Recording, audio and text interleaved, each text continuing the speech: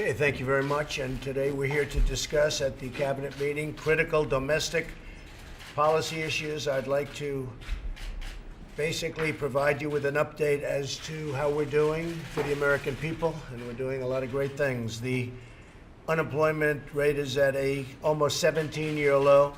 The stock market is soaring to record levels. We just hit a new high on Friday, and I think we're hitting another new high today, because there's tremendous optimism having to do with business in our country. GDP growth has reached more than 3% last quarter, and other than the hurricanes would have done phenomenally this, and I think we'll still do very well, but something will have to be taken off because of the tremendous problems of the massive hurricanes that we've had to endure. And now I guess you could probably add the wildfires in California. But the economy cannot take off like it really has the potential to do unless we reduce the tax burden on the families, businesses, workers of our country. And we'll be able to do that. I think we're getting tremendous receptivity from the people. I hope we get the same receptivity from Congress. But we are getting tremendous accolades for what we're doing, having to do with both reform and with the massive tax cuts. It'll be the largest tax cuts in the history of our country. We're one of the highest tax nations in the world right now, costing us millions of jobs and trillions of dollars. It's time to restore America's competitive edge and pass historic tax cuts to the American people. 1 point in GDP would be $2.5 trillion. Think of that, revenues. 1 point, if we go up from 3 to 4. And when I began, we were in the ones. And now the last quarter, we were at 3.2%. And we're going up higher. But if we went, as an example, from 2 to 3 or from 3 to 4, we're talking about $2.5 trillion. And we're also talking about many millions of jobs. So we want to also reduce excessive government spending, and that's what we're working on at our cabinet meeting today. As we head into next year's budget season, I've asked Director Mulvaney to come up and find various savings in all of the departments that are gathered around the table, which is everybody. I need my cabinet to work with Director Mulvaney to fight these spending cuts, fight for them, and make sure that they happen. And we want to make the departments as lean and efficient as possible. At the same time, we're going to be departments with lots of heart. Lots of heart. One thing we're going to be looking at very strongly is welfare reform. That's becoming a very, very big subject, and people are taking advantage of the system, and then other people aren't receiving what they really need to live, and we think it's very unfair to them.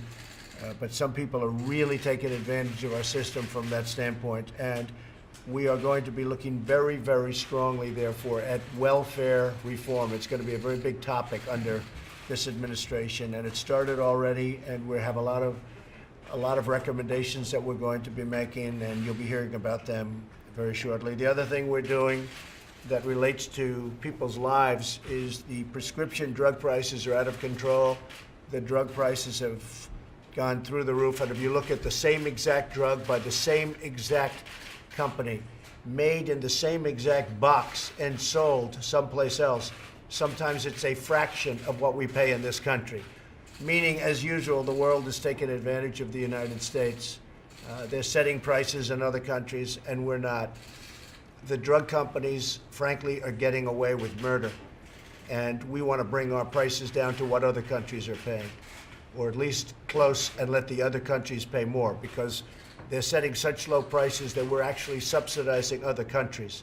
And that's just not going to happen anymore. This has been going on for years, where our people are paying so much more for, and I don't mean they're paying 2% more. I mean they're paying double, triple, quadruple.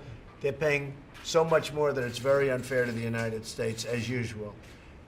Last week, I also sent a letter to Congress outlining my administration's top priorities for immigration reform.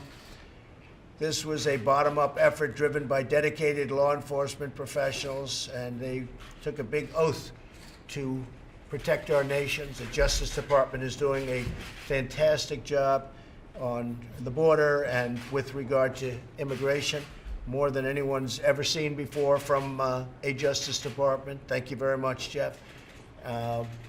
It's really had an impact, and a very positive impact, and now we're going to take it to 5 steps further.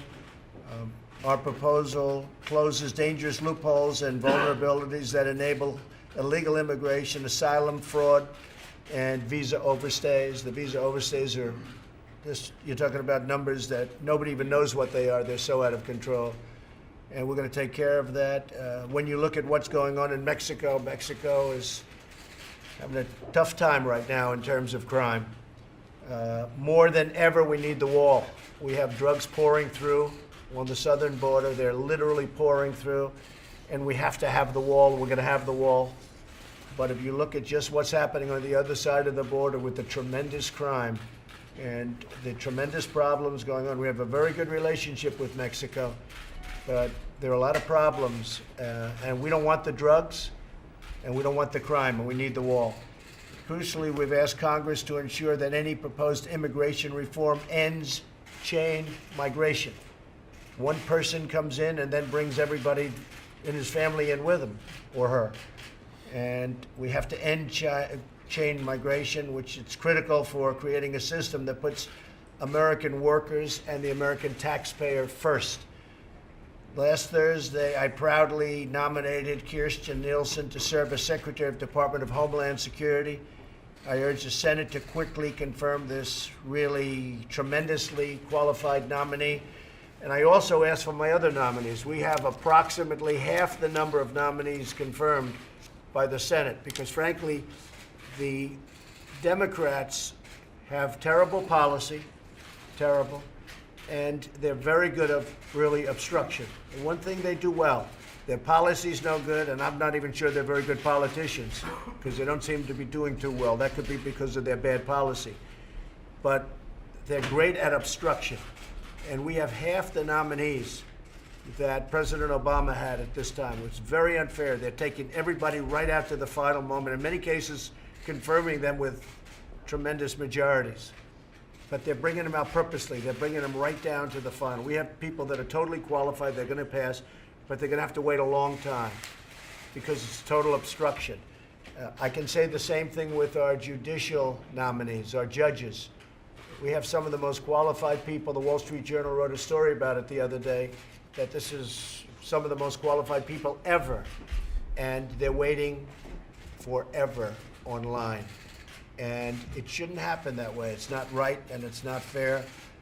I want to thank Acting Secretary Elaine Duke for her leadership in responding to the catastrophic storms that have struck our nation and our territories. We've also issued a disaster declaration in California in response to the devastating wildfires like we've never seen. And we mourn the terrible loss of life. We have FEMA and first responders there. We have our military helping. It's very sad to watch how fast, how rapidly they move and how people are caught in their houses. I mean, it's an incredible thing, caught in their houses. So we have a lot of people helping government in California, and made a lot of progress in the last couple of days. But we're a little subject to winds and what happens with nature. But it's a very, very sad thing to watch. We also continue to pray for the victims of the mass shooting in Las Vegas. We cannot erase the pain of those who lost their loved ones, but we pledge to never leave their side. We're working with them very much so with the FBI and law enforcement, Department of Justice. And I guess a lot of people think they understand what happened, but he was a demented, sick individual. The wires were crossed pretty badly in his brain, extremely badly in his brain, and it's a very sad event. In each of these tragedies, we've witnessed, however, tremendous strength and heroism of our people. Each one of these tragedies that we've had, we have witnessed such strength and such heroism. When Americans are unified, no destructive force on earth can even come close to breaking us apart. We have a lot of work to do on behalf of our magnificent country and our extraordinary citizens. A great trust has been placed upon each member of our cabinet. We have a cabinet that there are those that are saying it's one of the finest group of people ever assembled as a candidate, as a cabinet, and I happen to agree with that. Of course, I should agree with that. But I think we have an extraordinary group of people. around this table. This is a tremendous amount of talent.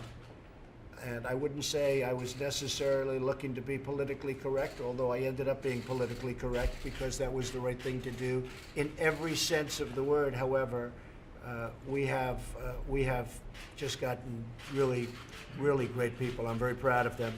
So we're going to work on all of those things I just outlined and many more.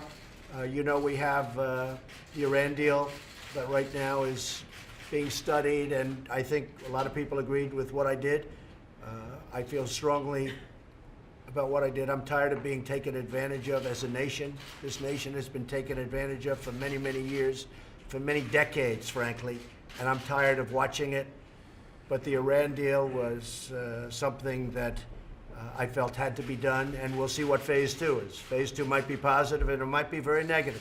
It might be a total termination. That's a very real possibility. Some would say that's a greater possibility. But it also could turn out to be very positive. We'll see what happens. I thought the tone of the Iranian leaders was very modified, and I was happy to see that, but I don't know if that means anything. They're great negotiators. They negotiated a phenomenal deal for themselves, but a horrible deal for the United States. And we're going to see what happens. The healthcare, as you know, is moving along. Knocked out the CSRs. That was a subsidy to the insurance companies. That was a gift.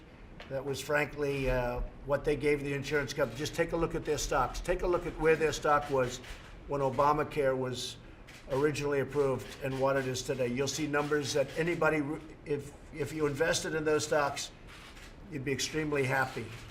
And they have given them a total gift. They have given them, you could almost call it a payoff. And it's a disgrace. And that money goes to the insurance companies. We want to take care of poor people. We want to take care of people that need help with health care. And that's what I'm here to do. And I'm never going to get campaign contributions, I guarantee you that, from the insurance companies, but a lot of other people got them. You look at the Democrats, take a look at that. Take a look at how much money has been spent by the Democrats and by the health companies, on politicians generally, but take a look at the coffers of the Democrats. So the CSR payments has actually brought Republicans and Democrats together, because we got calls, emergency calls, from the Democrats, and I think probably the Republicans were also calling them, saying, let's come up with at least a short-term fix of health care in this country. And the gravy train ended the day I knocked out the insurance company's money, which was last week.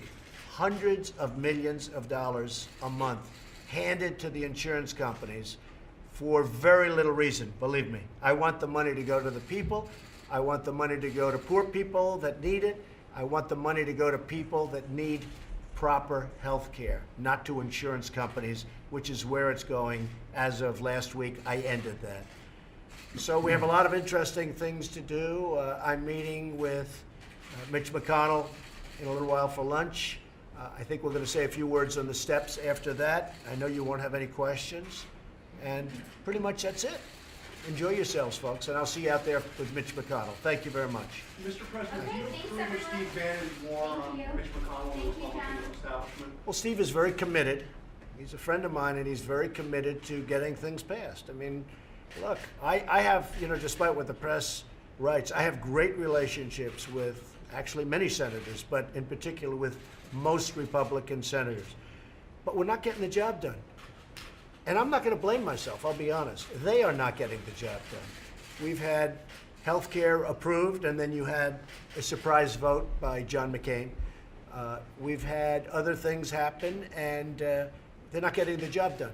And I can understand where Steve Bannon's coming from, and I can understand, to be honest with you, John, I can understand where a lot of people are coming from, because I'm not happy about it, and a lot of people aren't happy about it.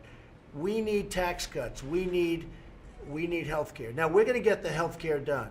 In my opinion, what's happening is, as we meet, Republicans are meeting with Democrats because of what I did with the CSRs, because I cut off the gravy train. If I didn't cut the CSRs, they wouldn't be meeting. They'd be having lunch and enjoying themselves, all right? They're right now having emergency meetings to get a short-term fix of health care. where premiums don't have to double and triple every year like they've been doing under Obamacare. Because Obamacare is finished, it's dead, it's gone. It's no longer, you shouldn't even mention, it's gone. There is no such thing as Obamacare anymore. It is and I said this years ago, it's a concept that couldn't have worked. In its best days, it couldn't have worked. But we're working on some kind of a short-term fix prior to the Republicans getting together, maybe with some Democrats. Again, it's obstruction, but maybe with some Democrats to fix health care permanently. So I think we'll have a short-term fix with Republicans and Democrats getting together. And after that, we're going to have a successful vote because, as you know, we were one vote short, and I think we have the votes right now, whether it's through block grant or something else, block granting the money back to the states, which does seem to make sense where the states run it, because it's a smaller form of government that can be more individually sensitive. So that'll happen fairly shortly. As soon as we have the next reconciliation, I think we'll get the vote for health care. I feel very confident of that. I think we already have the vote for health care. Sadly, the Democrats can't join us on that, which will be the long-term fix. But I do believe we'll have a short-term fix because I think the Democrats will be blamed for the mess. This is an Obamacare mess. When the premiums go up, that has nothing to do with anything other than the fact that we had poor health care, delivered poorly, written poorly, approved by the Democrats. It was called Obamacare. But I think we'll have a short-term fix, and then we'll have a long-term fix, and that will take place probably in March or April. We will have a very solid vote. It'll be probably 100% Republican, no Democrats, but most people know that that's going to be a very good form of health insurance. So that'll be it. Okay? Any other questions? No? Thank you. I'll see you in a little while. I know how he feels. Depends on who you're talking about. There are some Republicans, frankly, that should be ashamed of themselves, but most of them, I'll tell you what, I know the Republican senators, most of them are really, really great people that want to work hard and they want to do a great thing for the American public. But you had a few people that really disappointed us. They really, really disappointed us. So I can understand fully how Steve Bannon feels. Okay? Thank you very much. Thank you.